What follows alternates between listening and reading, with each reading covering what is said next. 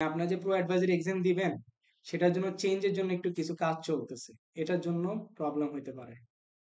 মাঝখান দিয়ে যেভাবে আমরা অ্যাকাউন্ট ওপেন করতাম সেটা এখন আর হচ্ছে না।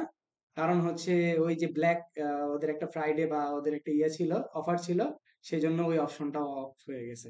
একটু ওয়েট করুন, দেখেন কি হয়। তাহলে আজকে আমরা দেখবো বেসিক্যালি গিয়ার আইকন, তাই না? এটা হচ্ছে আমাদের গিয়ার আইকন। গিয়ার আইকন একটু ব্রিফ করে নিই। সেটা হচ্ছে আমাদের কুইকবুকস অনলাইনে ব্ল্যাক ব্যানারটা, যেটা ব্ল্যাক ব্যানারটা হচ্ছে আমাদের ক্লায়েন্টের অ্যাকাউন্ট। ব্ল্যাক ব্যানারের মধ্যে আমাদের প্লাস নিউ, যেটাকে আমরা বলি হচ্ছে কুইক ক্রিয়েট, মানে যেখান থেকে সহজে আমরা অনেক কিছু করতে পারি। তারপরে এখানে হচ্ছে আপনার ক্লায়েন্টের নাম দেখা যাবে উইথ লোগো। তারপরে হচ্ছে কিছু হেল্পের অপশন আসবে, কিছু মাল্টি ডটস বা কিছু অ্যাপসের ইন্টিগ্রেশন করার প্রয়োজন পড়তে পারে। তারপরে যদি আপনার রিসেন্ট কোনো কিছু সার্চ করার প্রয়োজন পড়ে, ধরেন আপনি কোনো কাজ করছেন সেটা ভুলে গেছেন, সেটা আপনি সার্চ বারের মাধ্যমে ওপেন করতে পারেন। তারপর হচ্ছে বেল আইকন। বেল আইকন মানে হচ্ছে নোটিফিকেশন যদি আসে। তারপর এটা হচ্ছে সব থেকে গুরুত্বপূর্ণ যে পার্টটা, সেটা হচ্ছে গিয়ার আইকন। এই গিয়ার আইকন থেকেই আমাদের অনেক ধরনের সেটিংস গুলো আমাকে বুঝতে হবে। আর লাস্টে যেটা, সেটা হচ্ছে আপনার ইনটুইট অ্যাকাউন্ট। আপনার যে শুরুতে ইনটুইট অ্যাকাউন্ট ওপেন করছেন যারা, তাদের ইনটুইট অ্যাকাউন্টে যে ইমেইলটা ছিল সেই ইমেইলের প্রথম অক্ষরটা এখানে শো করবে। তা আমরা প্রথমে আজকে চলে যাব হচ্ছে গিয়ার আইকন। গিয়ার আইকন থেকে চলে যাব ইওর কোম্পানির আন্ডারে অ্যাকাউন্টস অ্যান্ড সেটিং।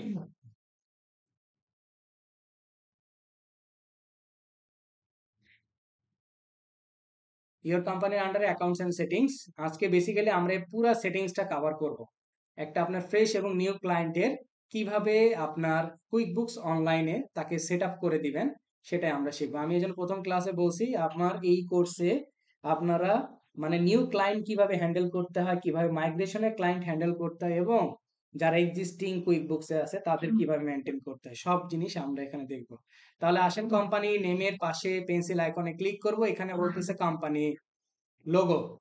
এখন লোগোটা কোথায় পাবেন? আমি আপনাদেরকে ড্রাইভের মধ্যে, ড্রাইভটা শেয়ার করবো, সেই ড্রাইভের মধ্যে আমি লোগোটা দিয়ে রাখছি। আপনারা সবাই লোগোটা ডাউনলোড করে নেবেন। ওকে, লোগোটা ডাউনলোড করে নেবেন। তারপরে লোগোটা মধ্যে বাম পাশে পেন্সিল আইকনে ক্লিক করে লোগোটাতে আমরা লোগোটা যখন দিব প্লাসে সিলেক্ট করব। সিলেক্ট করার পর আবার প্লাস অপশনে যাব। তারপর আমাদের কাঙ্ক্ষিত লোগোটাকে সিলেক্ট করে নিয়ে আসবেন। এটা আপলোড হয়ে যাবে।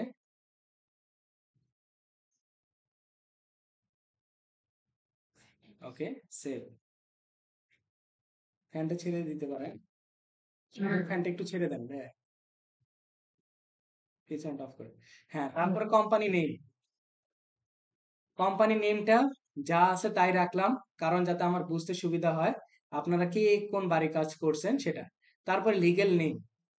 ভাই, দুইটা নাম থাকতে পারে কোম্পানির। একটা লিগ্যাল নেম, কোনটা লিগ্যাল নেম হচ্ছে যে নামে কোম্পানির ট্যাক্সটা দেয়, ট্যাক্স বা ভ্যাটটা যে নামে কোম্পানি দেয় সেটা হচ্ছে লিগ্যাল নেম। আর আরেকটা কোম্পানি নেম, কোম্পানি নেম হচ্ছে আপনাদের মানে আর কি আমি ট্র্যাক করার সুবিধার্থে আপনার কোম্পানি নেম দিবেন, তারপরে নিজেদের নাম দিবেন, তারপরে হচ্ছে ব্যাচ নাম্বার দিবেন। তারপরে আসেন কোম্পানি হাউস রেজিস্ট্রেশন নাম্বার যদি থাকে ডাটাবেজের মধ্যে। রেজিস্ট্রেশন নাম্বারটা আমি দিয়ে রাখছি, রেজিস্ট্রেশন নাম্বারটা নিয়ে আসবেন। ওকে, তারপরে হচ্ছে ভ্যাট, ভ্যাট নাম্বার যদি থাকে।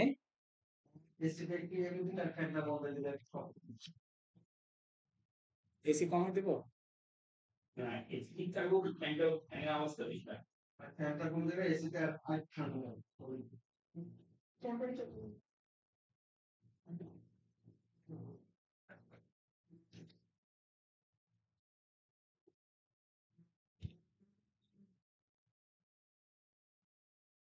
আপনি যে ডাটাগুলো দিচ্ছেন এটা কি হিসেব পাবো গ্রুপসে? বুঝি নাই। এই যে যে ডাটাগুলা ফেসবুক গ্রুপে পাবেন। ওকে,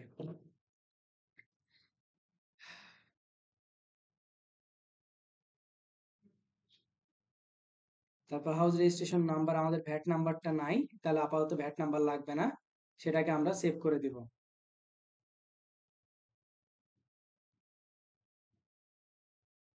আচ্ছা, তারপরে আসেন কোম্পানি টাইপ, যেটা আমরা দিয়ে আসছিলাম। কোম্পানি যে টাইপটা ছিল সেটা কি ছিল? মেডিকেল, ডেন্টাল এবং হেলথ কেয়ার ফার্মাসিউটিক্যাল। ওকে, আমরা যদি দেখি, এই যেখানে বলাই আছে medical, dental and hospital equipment merchant wholesale. আচ্ছা, তারপর পার্টনারশিপ লিমিটেড কোম্পানি ছিল। তারপরে কোম্পানি ইমেল, ইমেলটা আমরা চেঞ্জ করব। ইমেলটা এখানে দেওয়া আছে।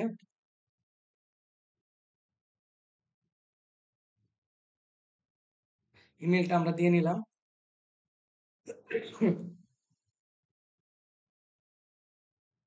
ওকে, তারপরে কোম্পানির ফোন নাম্বার। ফোন নাম্বার আমরা এখান থেকে নিয়ে নিই, ফোন নাম্বার।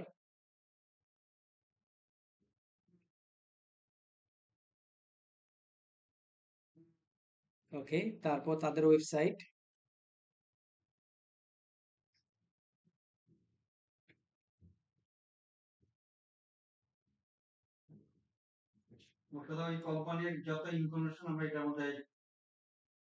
এই প্রবলেমটা আপনারাও ফেস করবেন। সেখানে বলা হয়েছে you and system administrator are working on the same time, মানে একসাথে আপনিও কাজ করতেছেন, তারপর হচ্ছে সিস্টেমও একসাথে কাজ করতেছে, তাহলে এরকম প্রবলেম কিন্তু হবে ভাই। তখন আপনার কি করবেন? একটু ডান দিয়ে বের হয়ে যাবেন।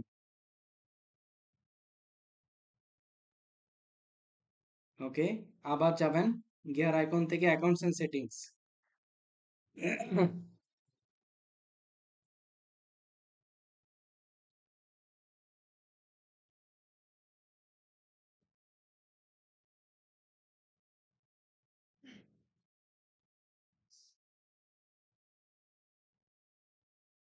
নেটওয়ার্কের ইস্যু।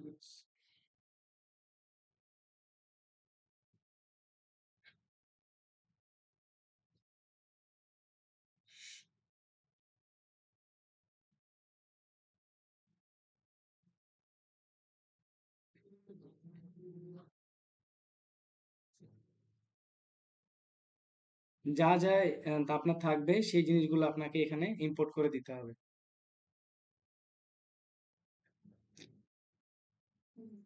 আবার নেট সমস্যা।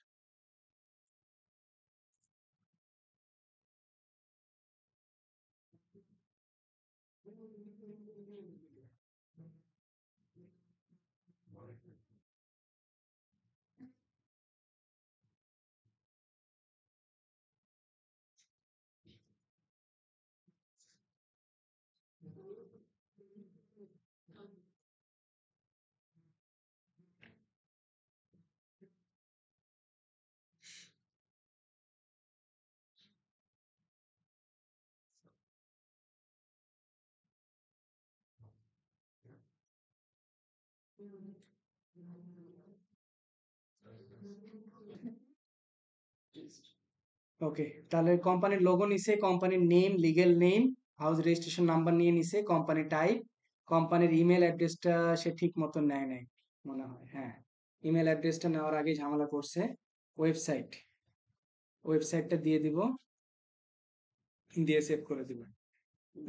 তারপরে হচ্ছে অ্যাড্রেস, কিভাবে অ্যাড্রেসটা ঠিক করবেন। এখন নর্মালি আগে আমরা ইউএস এর জন্য অ্যাকাউন্টটা ওপেন করতে পারতাম, ইউএস এর জন্য অ্যাকাউন্টটা ওপেন করতে পারতাম, কিন্তু ট্রায়াল ভার্সন শুধুমাত্র এখন ইউকে তে অ্যাভেলেবেল আছে।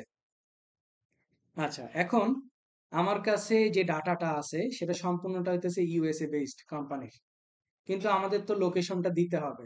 ঠিক আছে, এখন লোকেশনটার জন্য আমি কি করছি, একটা মানে আর কি ইউকের ওই কোম্পানিরই ইউকের একটা লোকেশন ব্যবহার করছি, কারণ ইউকে লোকেশন ছাড়া এখানে আমার নিবে না। দেখেন কান্ট্রিতে যদি আমি সিলেক্ট করি, এখানে যা যা আছে সম্পূর্ণ জিনিসগুলো হচ্ছে মানে আপনার ইউকের। তাহলে আমি এই জন্য ইউকের অ্যাড্রেসটা ব্যবহার করছি।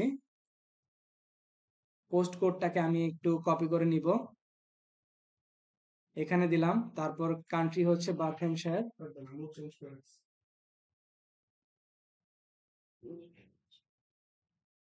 বাকহ্যামশায়ার।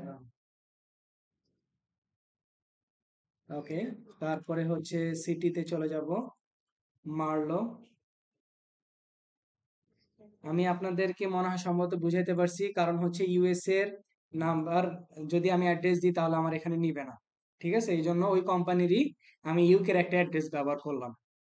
ওকে, তাহলে আমি এখান থেকে কোম্পানির আন্ডারে দিলাম হচ্ছে কোম্পানির লোগো, তারপরে কোম্পানি নেম, যদি লিগেল নেম আলাদা থাকে তার লিগেল নেমটা দিব, তারপরে কোম্পানি হাউস রেজিস্ট্রেশন নাম্বার দিব, কোম্পানি টাইপ যেটা আমরা বাই ডিফল্ট দিয়ে আসছিলাম সেটা এখানে আছে, কন্ট্যাক্ট ইনফরমেশন কোম্পানির ইমেল অ্যাড্রেস, কোম্পানির ফোন নাম্বার এবং ওয়েবসাইট, তারপরে হচ্ছে অ্যাড্রেসটা দিলাম। এই কয়টা হচ্ছে কোম্পানির আন্ডারে। এরপরে আসেন সেলস, এই অপশনটা একটু আমি পরে করতেছি, বাকিগুলা দেখি। সেলস ফ্রম কন্টেন্ট, ডান পাশে পেন্সিল আইকনে চলে যান। এইখানে প্রথমে বলছে প্রেফার্ড ইনভয়েস টার্ম। ইনভয়েস তো আমরা কি জানি সবাই, ইনভয়েসটা কি? ইনভয়েসটা হচ্ছে on credit sales. On credit sales মানে যদি আপনি বাকিতে কোনো প্রোডাক্ট অথবা সার্ভিস আপনি সেল করে থাকেন সেটাকে বলা হয় ইনভয়েস। ঠিক আছে, এখন এই যেহেতু ইনভয়েস থাকবে, যেহেতু বাকিতে বিক্রি করা হচ্ছে, তাহলে অবশ্যই একটা কি শর্ত দিয়ে দিবে বিক্রেতা, যে এত দিনের মধ্যে টাকা পরিশোধ করতে হবে। ঠিক, এটা হচ্ছে প্রথম শর্ত। দেখেন এখানে বলা আছে কত দিনের মধ্যে, net 30 days, net 15 days, net 60 days. এমন না যে আর চেঞ্জ করা যাবে না, পরবর্তীতেও চেঞ্জ করা যাবে, এটা হচ্ছে বাই ডিফল্ট।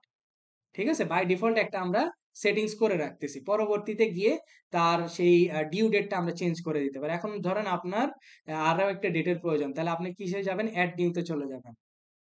অ্যাড নিউতে গিয়ে আপনি লিখবেন হচ্ছে নেট 20। তাহলে আপনি কয় দিনের জন্য ডিউ ডেটে ফিক্সড করতেছেন, 20 ডেজের জন্য। সেভ করে দেন জাস্ট, দেখেন নেট 20 চলে আসছে। আমি আপাতত ওকে বাই ডিফল্ট 30 দিয়ে রাখলাম। তারপর প্রেফার ডেলিভারি মেথড কিছু করার দরকার নাই, শিপিং অপশনটা অন থাকবে। তারপর কাস্টম ট্রানজেকশন নাম্বার অন থাকবে, সার্ভিস ডেট অন রাখবো, ডিসকাউন্ট অপশনটা অন রাখবো, তারপরে হচ্ছে ডিপোজিট অপশনটা অন রাখবো। ওকে, সমস্যা নাই। তারপর ট্যাগ। আর একটা জিনিস বলে রাখি, আজকে যে সেটিং গুলা, বসে পড়ে এখানে, আজকে যে সেটিং গুলো আছে, কিছু সেটিং আমি ইচ্ছাকৃতভাবে অন করব না। কারণ হচ্ছে আমি যদি এখনই আজকের দিনে সবগুলা সেটিং অন করে ফেলি, তাহলে পরবর্তীতে এটার ইম্প্যাক্টটা কি পড়বে বা এটার মানে আর কি অ্যাকচুয়াল ভিজুয়ালাইজেশনটা কি হবে সেটা আমরা বুঝতে পারবো না। এই জন্য আজকে সবগুলো অপশন অন করব না, কিছু অপশন অন করব আমাদের কাজের সুবিধার্থে, আর আমাদের ক্লাসের পারপাসে যে অপশনগুলো সামনে আসবে তখন গিয়ে আমরা সেটা অন করব, নাহলে বুঝতে পারবো না। আচ্ছা, আমরা এটাকে সেভ করে দিলাম। তারপর ইনভয়েস পেমেন্টে আমার কিছু করার দরকার নাই। প্রোডাক্ট এবং সার্ভিস, প্রোডাক্ট এবং সার্ভিসে বলা হয়েছে show product column on sales form. আমরা প্রোডাক্ট এবং সার্ভিসে কলাম চাচ্ছি, সেলস ফর্মে শো আইটেম ও সার্ভিস কোড কলাম এটাও চাচ্ছি, কোড নাম্বার থাকবে, track quantity and price rate, মানে কোয়ান্টিটি এবং প্রাইস রেট আমরা ট্র্যাক করতে চাচ্ছি। তারপরে স্টক কোয়ান্টিটি অন হ্যান্ড এটাও আমরা ট্র্যাক করতে চাচ্ছি, তাহলে আমাদের সেভ থাকবে।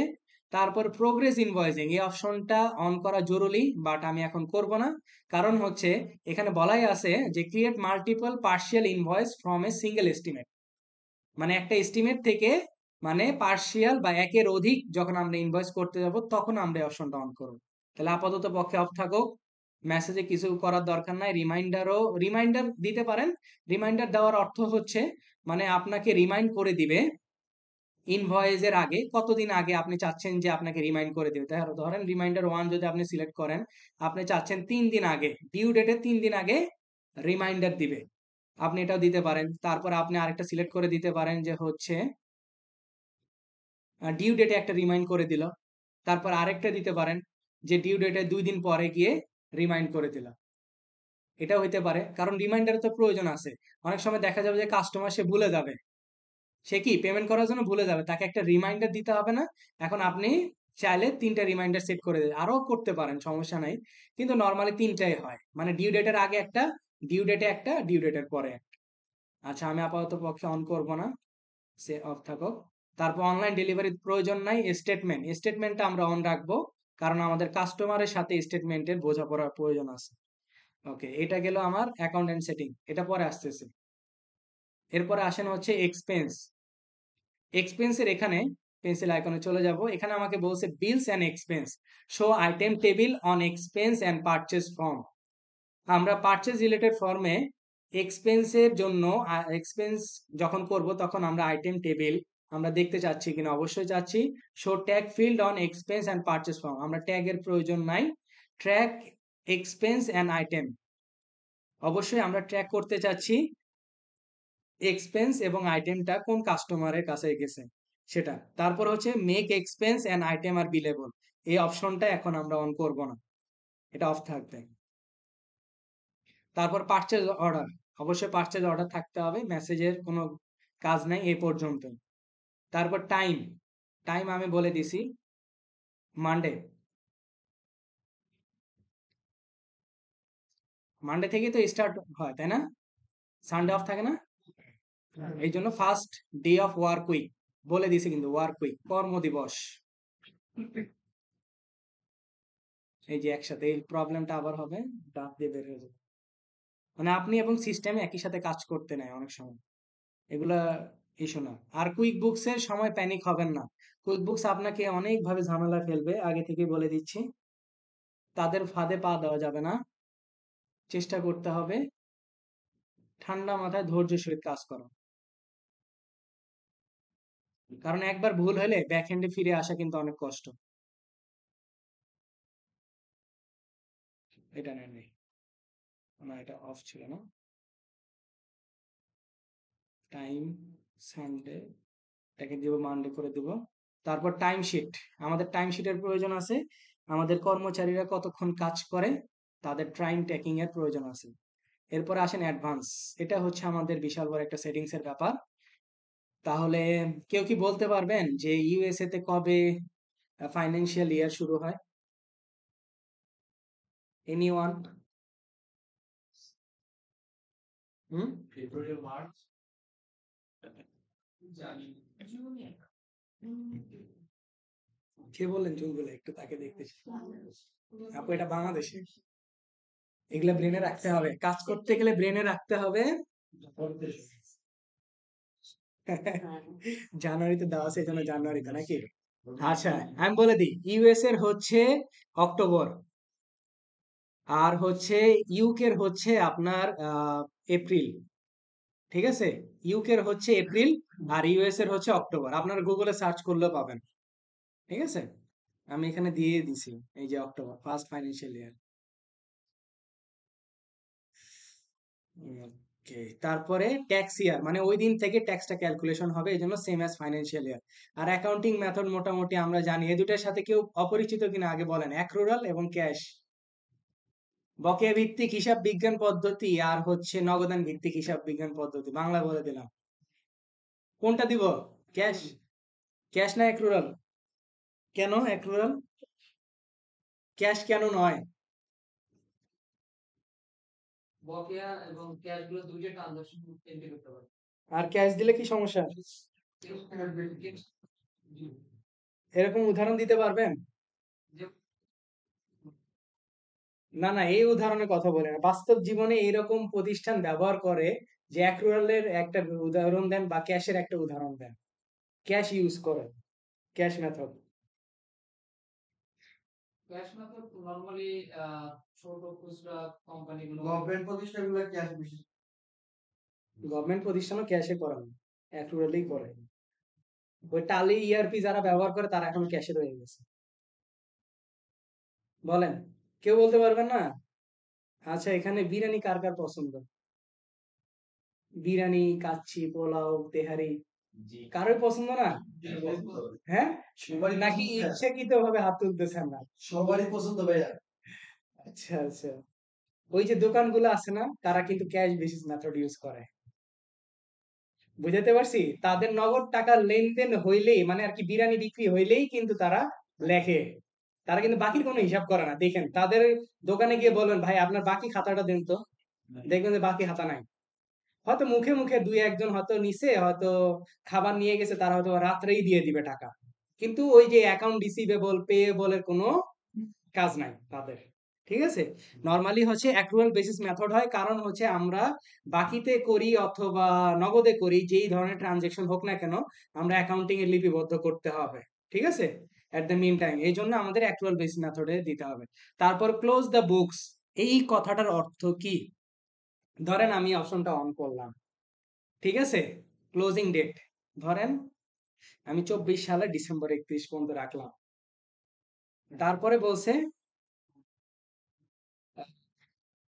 দুইটা, আচ্ছা প্রথম অপশনটা নিয়ে আগে কথা বলি।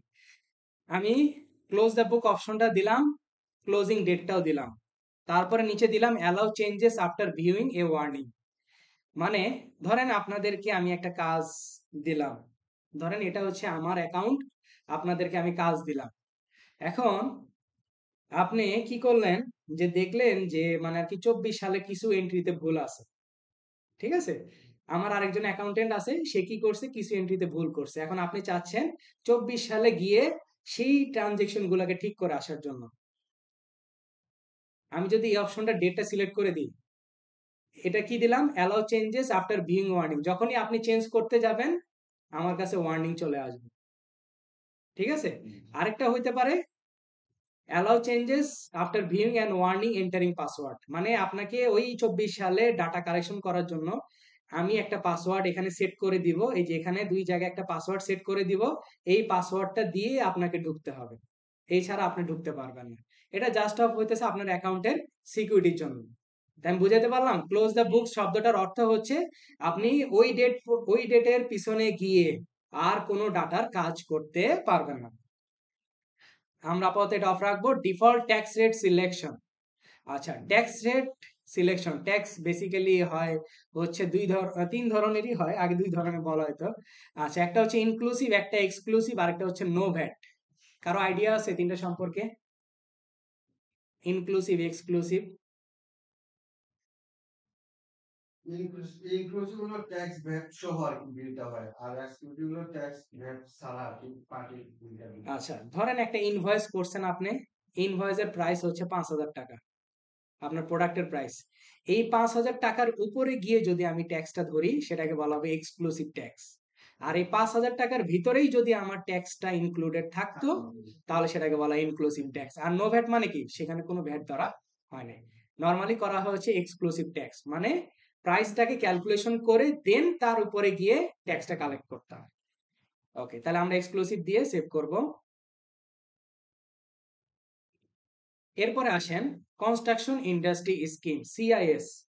এটা আমাদের কোনো কাজ নাই, কারণ এটা অন করতে গেলে আমাদের অনেক কিছু লাগবে। যারা কনস্ট্রাকশন বা কন্ট্রাক্টর রিলেটেড যে সকল প্রতিষ্ঠান আছে তাদের অবশ্যই একটা রেজিস্ট্রেশন নাম্বার থাকে, ঠিক আছে? সেই রেজিস্ট্রেশন নাম্বার, তাদের অ্যাকাউন্টস অফিসারের নাম্বার, সবগুলো এখানে দিয়ে সেট আপ করতে হয়।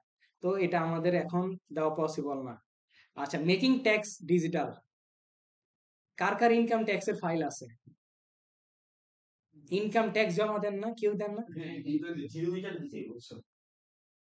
ফাইল আছে কিনা সেটা বল। আচ্ছা, আছে, যাক। যাই হোক, মানে আর কি অনেক ভুল বশত অনেক আগে ট্যাক্স ফাইল খুলে ফেলছিলাম সেটা। হ্যাঁ, না, ট্যাক্স আমি দিই, ট্যাক্স প্রতি বছরে আমি ট্যাক্স দিই। আমি বাংলাদেশের নাগরিক হিসেবে প্রতি বছরে ট্যাক্স দিই। আমার যা ইনকাম হয় সেটা নো ভ্যাট হোক, মানে আর কি যে টাকায় আসে সেই টাকায়। হ্যাঁ, পুরাটাই দিই। আমি আমার নিজের ট্যাক্স ফাইল আমি নিজে করি, কাউকে দিয়ে করাই না। আচ্ছা, এখন তো অনলাইনে চলে গেছে, তাই না? অনলাইনে ই রিটার্ন সেবা নামক একটা অ্যাপস এর মাধ্যমে ঠিক বাইরের দেশেও এইচআরএমসি মানে মেকিং ট্যাক্স ডিজিটালের আন্ডারে, আমি যদি এইচআরএমসির ফুল মিনিংটা বের করি, দেখেন, HRMC full meaning, magistrate revenue and customs, ঠিক আছে? মানে এটা হচ্ছে যারা ইউকে তে বসবাস করে, আমরা অ্যাকাউন্টটা কি ইউকে না, ইউকে ট্রায়াল ভার্সন, তাহলে স্বাভাবিকভাবে এইচআরএমসি কথাটা আসবে। এইচআরএমসির মানে হচ্ছে এইচআরএমসি কানেকশন। দেখেন এখানে কিন্তু লেখা আছে এইচআরএমসি কানেকশন, মানে আপনাকে অনলাইনের সাথে সেটাকে কানেক্ট করে নিতে হবে। তাহলে আমাদের কাছে তো নাই সেটা, তাহলে আমরা সেটা কি করব, স্কিপ করে চলে যাব। কোম্পানি টাইপ, পার্টনারশিপ, লায়াবিলিটি, তারপর চার্ট অফ অ্যাকাউন্টস। আচ্ছা, চার্ট অফ অ্যাকাউন্টস সম্পর্কে কারো আইডিয়া আছে? চার্ট অফ অ্যাকাউন্টস বলতে আমরা বাংলাদেশে বুঝি সেটা হচ্ছে লেজার বুক। লেজার, সব থেকে সুন্দর যে জিনিসটা, মানে আমাদের যে অ্যাকাউন্টিং ইকুয়েশন আছে, অ্যাসেট, লায়াবিলিটি, তারপর এক্সপেন্স, তারপরে হচ্ছে ইনকাম, ড্রয়িংস, তাই না? এই জিনিসগুলার যে মূল নাম থাকে বা হেড থাকে সেটাকে বলা হয় চার্ট অফ অ্যাকাউন্টস। আচ্ছা, যে এনেবল অ্যাকাউন্ট নাম্বার। আর আগে যখন আমরা মানে অনার্সে বা মানে ইন্টারমিডিয়েটে যখন পড়ে আসলাম তখন খতিয়ানের উপরে বাম পাশে একটা কথা লেখা থাকতো, হিসাবের কোড নাম্বার, যেটা স্যারেরা বলতো যেটা দেওয়া লাগবে না। তাই না? মানে এতগুলো খতিয়ান করবা ওটা দেওয়া লাগবে না। মানে আর কি আমাদেরকে আগেই মানে আর কি নেগেটিভ সাইডে নিয়ে চলে গেছে। কিন্তু না, বাস্তবিক জীবনে নাম্বারটা অনেক বেশি জরুরি। কারণ হচ্ছে নাম্বার থাকলে আপনার খুঁজে পেতে সেই জিনিসটা সুবিধা হয়। তাহলে অবশ্যই আমরা চাচ্ছি যে আমাদের একটা নাম্বার থাকুক। তাহলে এই জন্য এনেবল এটা করলেও হবে না, আপনাকে এখানে ক্লিক করতে হবে শো অ্যাকাউন্ট নাম্বার, মানে সেই নাম্বারটাও আপনার কাছে কি শো করতে হবে। আর ডিসকাউন্টের যে হিসাবটা আমরা এখানে কিছুই করব না, কুইক বুকস অটোমেটিক্যালি সে একটা চার্ট অফ অ্যাকাউন্টসে নিয়ে নেবে। আচ্ছা, তারপরে আসেন ক্যাটাগরি। ক্যাটাগরি আমি এখন অন করব না, ক্যাটাগরি জিনিসটা বলি। ক্যাটাগরি হচ্ছে ক্লাস এবং লোকেশন। আচ্ছা, সুপার শপে তো মোটামুটি সবারই কোনো না কোনো কিছু কেনা হয়, তাই না? এখন সুপার শপ, সবচেয়ে জনপ্রিয় সুপার শপের নাম বলেন একটা। আচ্ছা, আচ্ছা, যাই হোক, মানে আমরা স্বপ্ন নিয়েই চিন্তা করি। ঠিক আছে? কারণ স্বপ্নতে যখন যাবেন তখন আপনার কি থাকে? মানে বিভিন্ন ধরনের র‍্যাক থাকে বা বিভিন্ন সাইড থাকে। এই পাশে হচ্ছে বেবি আইটেম, এই পাশে হচ্ছে উইমেন্স দের আইটেম, এই পাশে হচ্ছে গ্রোসারি আইটেম, এই পাশে হচ্ছে আপনার ভেজিটেবল আইটেম। বিভিন্ন ক্যাটাগরি থাকে না? সেই ক্যাটাগরি অনুযায়ী কিন্তু এখন ধরেন স্বপ্নর যে ব্রাঞ্চের যে দায়িত্বে থাকে, সে বলল যে আমার ভেজিটেবল ক্যাটাগরিতে আমার কতটুকু লাভ হচ্ছে আমি সেটা জানতে চাই। তাহলে সেটা কি স্পেসিফিক্যালি সে বলতেছে আমার এই ক্যাটাগরিতে লাভ কত বা এই ক্যাটাগরি সেল কেমন, সেটা আমার জানার প্রয়োজন পড়তে পারে। তখনই তার অপশনটা ব্যবহার করতে হবে ক্লাস। ঠিক আছে? মানে সেই ক্লাসটা ব্যবহার করবে ওই জন্য। আর হচ্ছে লোকেশন। লোকেশন, লোকেশনটা কেন ব্যবহার করা হয়? কারণ স্বপ্ন বিভিন্ন জায়গায় থাকে। একটু সাইড দিয়ে চলে যান আপু। মানে আর কি স্বপ্ন বিভিন্ন লোকেশনে থাকে, তাই না? বিভিন্ন লোকেশন অনুযায়ী স্বপ্নের যে মালিক, সে চিন্তা করতে পারে যে হ্যাঁ, আমার এই লোকেশনে আমার কত বেনিফিট হয়েছে, আমি লোকেশনটাকে কি আদৌ চালাবো কিনা সেটা আমার জানার প্রয়োজন পড়তে পারে, তাই না?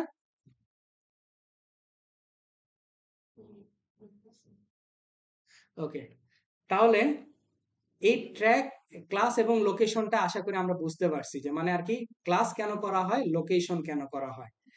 তাহলে আমরা আপাতত এটা অপশন অফ রাখবো, এখন কিছু করব না। তারপর এবার আসেন অটোমেশন। আচ্ছা, অ্যাকাউন্টিং এর জন্য বলেন তো অটোমেশন আশীর্বাদ না অভিশাপ? কে কে আশীর্বাদের পক্ষে আছেন?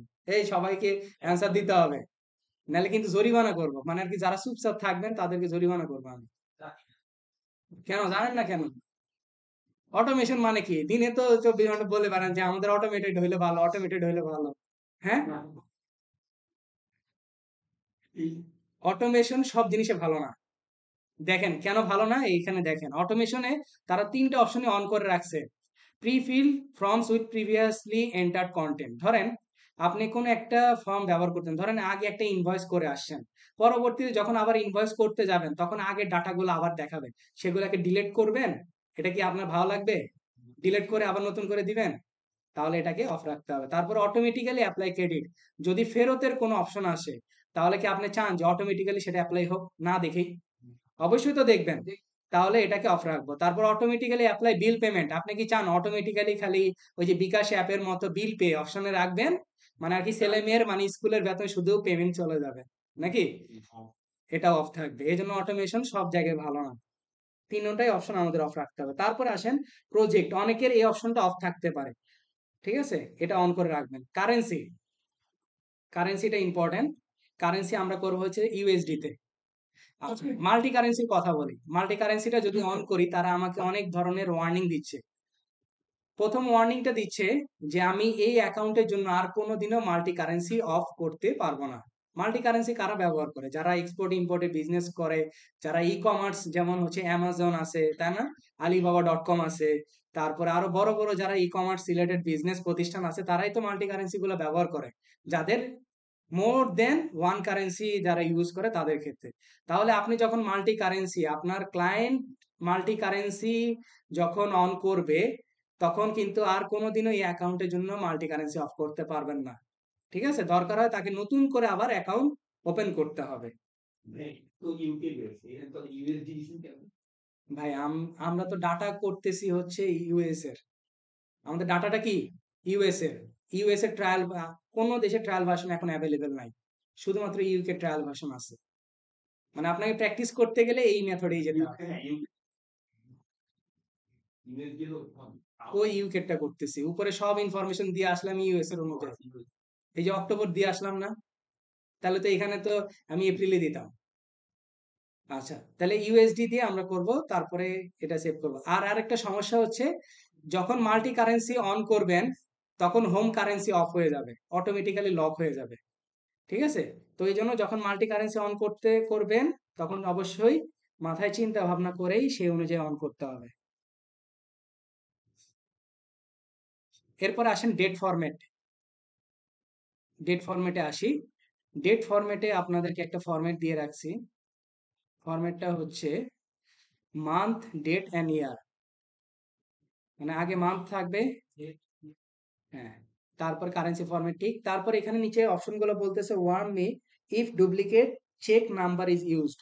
যদি চেক নাম্বার যদি সিমিলার আপনি অন্য জায়গায় ব্যবহার করেন, তাহলে সে আপনাকে ওয়ার্নিং দিবে কিনা। অবশ্যই warn me when I entered a bill number that already been used in for that supplier. মানে যদি আপনি প্রিভিয়াসলি কোনো বিল নাম্বার দিয়ে থাকেন, পরে যদি দিতে যান, তাহলে কি সে আপনাকে ওয়ার্নিং দিবে কিনা। তারপরে warn me if duplicate journal number is used. যদি আপনি সিমিলার জার্নাল নাম্বার ব্যবহার করেন, তাহলে সে সবে অন করবে দিব। তারপরে সব থেকে মানে কি মজার জিনিস হচ্ছে এটা, sign me out if inactive. মানে এখানে এই সময়ের পরে মানে আপনার অ্যাকাউন্টটা অটোমেটিক্যালি সাইন আউট হয়ে যাবে। ধরেন আপনি এই অ্যাকাউন্টে এইভাবে আছে, আপনার ক্লায়েন্টের কাজ করতে বসছেন, এখন আপনি কি করছেন, অন্য আরেকটা ট্যাবে ইউটিউব চালাচ্ছেন, অন্য আরেকটা ট্যাবে ধরেন ফেসবুক চালাচ্ছেন, অন্য আরেকটা ট্যাবে দেখা গেছে যে অন্য কিছু মানে আর কি মানে কোনো রিসার্চ করতেছেন। ঠিক আছে? আপনার 1 ঘন্টা ধরে খবর নেই যে আপনি কুইক বুকস 1 ঘন্টা ধরে ওই অবস্থায় পড়ে আছেন, অটোমেটিক্যালি সে সাইন আউট হয়ে যাবে। ঠিক আছে? তাহলে সেভ করে দেব। ওকে, তাহলে কোম্পানির আন্ডারে আমি আরেকবার একটু সামারি করে দিই। কোম্পানির আন্ডারে আমরা লোগো দিব, তারপরে হচ্ছে তার কোম্পানি নেম দিব, লিগ্যাল নেম দিব, তারপরে কোম্পানি টাইপ আমরা বাই ডিফল্ট যেটা করে আসি সেটা, তারপরে কন্ট্যাক্ট ইনফরমেশনে গিয়ে কোম্পানির ইমেল অ্যাড্রেস, তারপরে হচ্ছে মোবাইল নাম্বার, ওয়েবসাইট দিব, তারপরে অ্যাড্রেসটা, শুধু অ্যাড্রেসটাই আর কি যেহেতু নিচ্ছে না বিধায় আমি ওইভাবে দিছি বাধ্য হয়ে। তারপর হচ্ছে সেলের ক্ষেত্রে এখানে কিছু কাজ করবেন, মানে টার্মটা ঠিক করে দিবেন, ডিপোজিটটা দিতে হবে, ডিসকাউন্টটা দিতে হবে, তারপর প্রোডাক্ট অ্যান্ড সার্ভিসে সব অন থাকবে, প্রোগ্রেস ইনভয়েসিং অফ থাকবে, রিমাইন্ডার অফ থাকবে। এক্সপেন্সের আন্ডারে এক্সপেন্সের আন্ডারে ট্র্যাক এক্সপেন্স এবং আইটেমটা অন করে দিবেন, আর বাকি অপশনটা অফ থাকবে। তারপর টাইমটা হচ্ছে মানডে থেকে স্টার্ট, ফার্স্ট ওয়ার্কিং ডে, টাইমশিটে সবকিছু অন থাকবে। এবং অ্যাডভান্স অপশনে ফাইন্যান্সিয়াল ইয়ার, তারপরে ট্যাক্স ইয়ার, তারপর অ্যাকাউন্টিং মেথড, এগুলো ঠিক করে দিবেন সবাই। সিআইএস এইচআরএমসি অফ থাকবে। তারপর ডিসকাউন্ট, এই দেখেন ডিসকাউন্ট অ্যাকাউন্ট সে কিন্তু বাই ডিফল্ট নিয়ে নিছে। ঠিক আছে, আমার কোনো কিছু করতে হবে না। তারপরে ক্যাটাগরি অফ রাখবেন, সম্পূর্ণ অটোমেশন অফ রাখবেন, প্রজেক্টটা অন করে দিবেন, কারেন্সিটা ইউএস ডলারে দিবেন। তারপরে হচ্ছে আদার প্রেফারেন্সে গিয়ে ডেট ফরম্যাট, কারেন্সি, তারপর কিছু ওয়ার্নিং দিয়ে সেট করে দিবেন।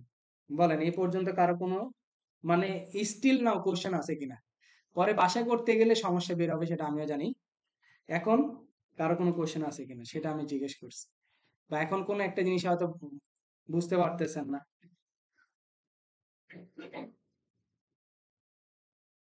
আজকে অনেককে নতুন দেখতেছি, ভালো লাগতেছে অনেকদিন পরে। মানে আর কি প্রথম ক্লাসে শূন্য হীনতায় ভুগতেছিল ক্লাসটা। আমাদের যে ডুপ্লিকেট লেজার নেম, ওইখানে কি ভার্সন নাম্বারটাও কি কাজ করবে? Voucher, version number, duplicate ledger name, duplicate ledger name সম্পর্কে যেটা বললেন, ওটা কি ভার্সন নাম্বারের ক্ষেত্রেও কাজ করবে? না সে শুধু চার্ট অফ অ্যাকাউন্টের ক্ষেত্রে। ওকে, এবার আসেন আমরা গিয়ার আইকন থেকে কোথায় গেলাম একটু দেখাই। অ্যাকাউন্টস এন্ড সেটিংস এর আন্ডারে সেলস এর অধীনে কাস্টমাইজ করতে যাব। ঠিক আছে, কাস্টমাইজটা কি, আমরা এখানে 3 প্যাটার্নের হয়, মানে ইনভয়েস, এস্টিমেট এবং সেলস রিসিপ্ট। দেখেন আমি যদি আপনাদেরকে দেখাই একটু, যেটা ওরা একটা বাই ডিফল্ট দিছে প্রিভিউ পিডিএফ,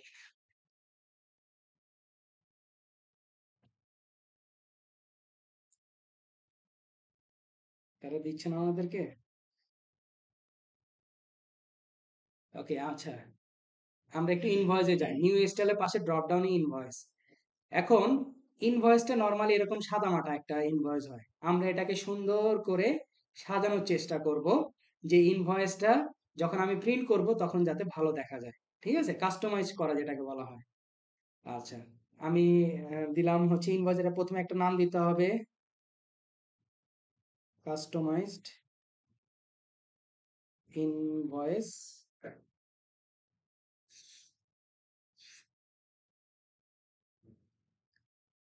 আচ্ছা, তারপরে আসেন, এরপরে আপনার ফ্রন্টটাকে ঠিক করে নিতে হবে, সরি স্টাইলটাকে ঠিক করে, এরিয়া নিউ, এই যে দেখেন স্টাইলটা ডান পাশে দেখাচ্ছে, আপনার কোনটা ভালো লাগে সেই অনুযায়ী আপনি করবেন।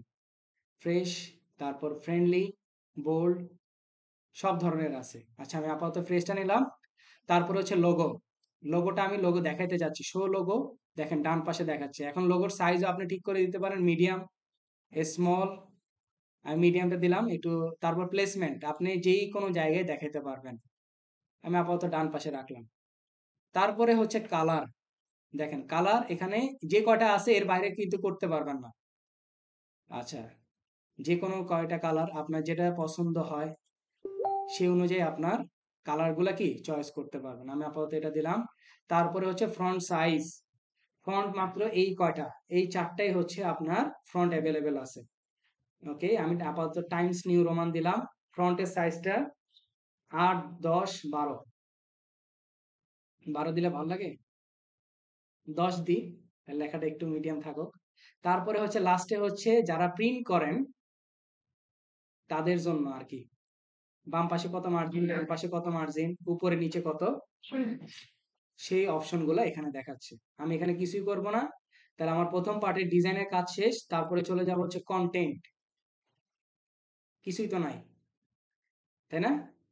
উপরে ক্লিক করবেন, এটা কি হেডার পার্ট, হেডার পার্টে ক্লিক করলেই আপনার চলে আসবে বিজনেসের নেম। বিজনেসের নেম, এই যে এখানে কি নাম বিজনেস আছে সেটা দেখাচ্ছে। তারপর ফোন নাম্বার, আপনি যদি ফোন নাম্বার না দেখাতে চান আনচেক করে দেন, চলে যাবে। ঠিক আছে? তারপরে ইমেল অ্যাড্রেস দেখাতে না চাইলে তুলে দেন। তারপরে কোম্পানি নাম্বার দেখাতে চাইলে প্লাস নিউতে গিয়ে কোম্পানি নাম্বার দিতে পারেন, এই যে কোম্পানি নাম্বার। আবার চাইলে সেটাকে কি হাইড করা যাবে। তারপরে অ্যাড্রেস যদি দিতে চান তাহলে এই যে অ্যাড্রেস শো করবে, আর যদি দিতে না চান হাইড করে দেন, এই যে হাইড, হাইড হয়ে গেছে। কোম্পানি অ্যাড্রেস তো পার্টি। আপনার কোম্পানি অ্যাড্রেস ভাইয়া, আপনি কোম্পানি কাজ করতেছেন, আপনি পার্টিটা নিয়ে আপনার চিন্তা কি, পার্টি যা পারে তাই, তাই না? আপনি তাকে ইনভয়েসটা ধরাবেন, সেটা ইনভয়েসের একটা সৌন্দর্য প্যাটার্ন আছে না, সেটাই করে দেখাচ্ছেন। তারপর ফর্মের মধ্যে কি নামে থাকবে, ইনভয়েস, ইনভয়েসের নামে, ট্যাক্স ইনভয়েস, ভ্যাট ইনভয়েসের নামে থাকবে। আর আরেকটা জিনিস বলেনি, ট্যাক্স এবং ভ্যাট কিন্তু বাইরের দেশে একই, জিএসটি বলেন, ভ্যাট বলেন, ট্যাক্স বলেন, সবই কিন্তু একই। ঠিক আছে? এটা নিয়ে কনফিউশন হওয়া যাবে না। আর কি কি দেখাবে, শর্ত, due date, payment date, VAT number, সবই ঠিক আছে। এরপর আসেন টেবিল অপশন। টেবিল অপশনের ক্ষেত্রে, টেবিল অপশনে আপনি কি কি চাচ্ছেন, প্রোডাক্ট অ্যান্ড সার্ভিসে কি একটা কলাম চাচ্ছেন, এই যে দেখেন কলাম একটা চলে গেছে কিন্তু। আবার একটা দিলে কেমন দেখা যায়, প্রোডাক্ট অ্যান্ড সার্ভিস মানে ডেসক্রিপশন, ক্যাটাগরি আলাদা আলাদা করে দেখাচ্ছে, তাই না? আচ্ছা, আমি চাচ্ছি দুইটাকে আলাদা করে দেখাক। হ্যাঁ, ডেসক্রিপশনটা এইভাবে দেখা, আইটেমের নেম থাকবে, ডেসক্রিপশন থাকবে, ভ্যাটের কলাম, কোয়ান্টিটি, রেট এবং অ্যামাউন্ট। আচ্ছা, সব জিনিসই দেওয়া আছে। এরপর আসেন লাস্টে ফুটারের অপশন। ফুটারের মধ্যে কি কি থাকে, সাব টোটাল থাকে, যদি ডিসকাউন্ট দেন ডিসকাউন্টের একটা কলাম থাকবে, ভ্যাটের ক্যালকুলেশন থাকবে, ডিপোজিট থাকবে। দেখেন ডিসকাউন্টের একটা কলাম, ডিপোজিটের একটা কলাম, ভ্যাট সামারি, এই যে নিচে দেখেন না একটা সামারি আকারে আছে, ভ্যাট আমি চাচ্ছি এটা দিব না, আনচেক করে দিবেন, উঠে গেছে। ওকে, মেসেজ। এবার এখানে আমি কিছু লেখা লিখবো। অনেক সময় আমাদের ইনভয়েসে বা চালানের বাম পাশে কিছু লেখা থাকে যে সকল প্রোডাক্টের ওয়ারেন্টি হচ্ছে 6 মাস, বা এরকম কিছু প্রোডাক্ট রিলেটেড কিছু লেখা থাকে। ধরেন আমরা লিখলাম ইফ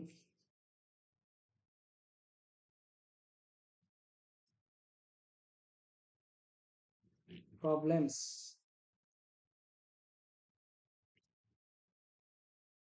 প্রোডাক্ট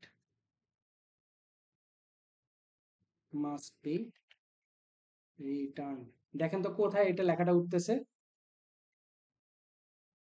কোথাও বোঝা যায়?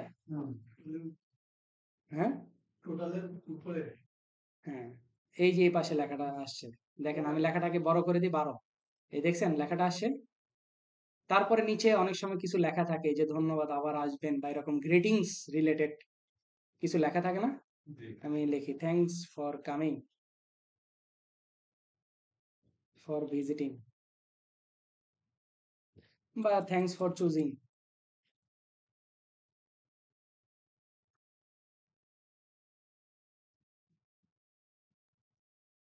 ওকে, তারপরে নিচে আমি এটাকে একটু বড় করে দিই 12, দেখেন এটা কোথায় আছে? হ্যাঁ, মাঝখানে। আপনি চাইলে বামে দেখাইতে পারেন, নর্মালি কি থাকে, মাঝখানে থাকে তাই না? মাঝখানে, বাস। আমার এই সেটিংসে মানে কন্টেন্টের পার্টও শেষ। এবার আসেন ইমেল। ইমেলে চেঞ্জ করার কিছু নাই। যখন আপনার ইনভয়েসটা আপনার কাস্টমারকে সেন্ড করবেন, তখন এই যে ডান পাশে প্রিভিউ আকারে যাবে তার কাছে, মানে ইনভয়েসের নাম্বারটা যাবে, তারপরে হচ্ছে ডিউ ডেটটা যাবে, তারপরে হচ্ছে ব্যালেন্স কত ডিউ আছে সেটা যাবে। ঠিক আছে? তাকে এরকম ভাবে একটা ইনভয়েস যাবে। এখানে যে দেখেন কাস্টমারের ফুল নেম দেওয়া আছে, তারপরে এই যে ওয়ার্ডগুলো লেখা আছে, এগুলো হচ্ছে বাই ডিফল্ট। আপনি চাইলে এগুলা কি করে নিতে পারেন, চেঞ্জ করে নিতে পারেন। কোথা থেকে? এই যে দেখেন বাম পাশে মেসেজ টু কাস্টমার, এইখানে আপনি কি লেখাটা চেঞ্জ করে নিতে পারেন, কারণ ইমেল আপনার মতো থাকতেই পারে। আপনি কিছু প্রত্যেকটা কাস্টমারের জন্য এক এক টাইপের লিখতে পারেন, কিন্তু কিছু জিনিস তো কমন থাকে, ওরা কমন টপিকটা দিয়ে দিছে। আর থার্ড ব্র্যাকেটের মধ্যে দেওয়া মানে হচ্ছে যখন যাকে পাঠাবেন তার নামটা অটোমেটিক্যালি সফটওয়্যার অনুযায়ী সেটা আপডেট হয়ে যাবে। ঠিক আছে? আচ্ছা, এটা সবকিছু ঠিক আছে, আমি আর কিছু করব না। ডান। আমি যে এতক্ষণ ডিজাইন করলাম সেটা একটু আমরা দেখব।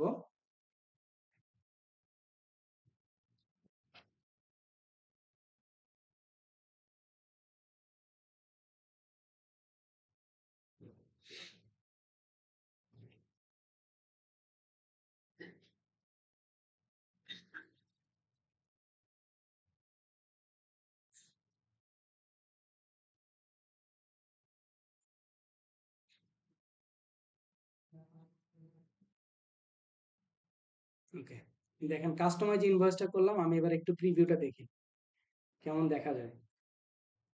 এই যে এরকম ভাবে প্রত্যেকটা ইনভয়েস হবে।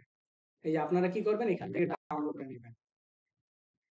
ডাউনলোড করে নিয়ে আপনারা আপনাদের কাঙ্ক্ষিত ডেস্টিনেশনে রাখতে পারেন, যেখানে রাখতে চান।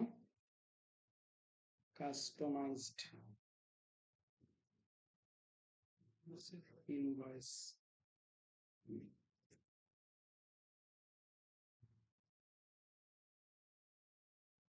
আচ্ছা স্যার, ইনভয়েসটা কি অ্যাকাউন্ট রিসিভেবল এর জন্য করতে হবে এরকম কিছু নাকি? জি, আপু মনে লেটে আসছেন না? আচ্ছা, এক ইনভয়েসটা কি, ইনভয়েসটা বেসিক্যালি হচ্ছে চালান। আপনি যদি অন ক্রেডিটে কারো কাছে সেল করেন, তাহলে তার জন্য কি করতে হয়, একটা চালান রেডি করতে হয়। ঠিক আছে? বা আপনারা দেখবেন যে আপনারা যখন বাসেও যান, বাসে যখন যাতায়াত করেন না, যখন দূর জায়গায় কোনো জায়গায় ট্রাভেল করেন, তখন দেখবেন যে সুপারভাইজারের কাছে একটা চালান থাকে। ঠিক আছে? চালানের মতো থাকে এটা আর কি। আচ্ছা, এখন কাস্টমাইজ ইনভয়েস করলাম, ভালো কথা। আমার সব ইনভয়েসে কি তাহলে এভাবে আসবে না? যতক্ষণ পর্যন্ত না আপনি এটাকে ডিফল্ট করবেন, বাই ডিফল্ট করে দিতে হবে। এই যে ড্রপ ডাউনের পাশে প্রিভিউ দেখা গেল, আপনি চাইলে এটাকে রিনেম করতে পারেন, চাইলে ডিলিট করে দিতে পারেন, মেক ডিফল্ট। আমরা কি করে দিব, ডিফল্ট করে দেব। তাহলে যতগুলো আমরা ইনভয়েস করব, তখন সেটা কি হবে, এই এই ভাবেই আমার কাছে কি শো করবে। কথা বুঝাইতে পারছি?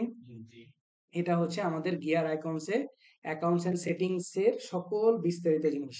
মানে আপনারা যখন নতুন কোনো ক্লায়েন্ট পাবেন, তখন নতুন ক্লায়েন্টের এই কাজগুলো আপনাকে অবশ্যই করতে হবে। সে যদি না বুঝে তাহলে তো আপনাকে করতে হবে, আর সে যদি নিজে করতে পারে তাহলে তো ওয়েল।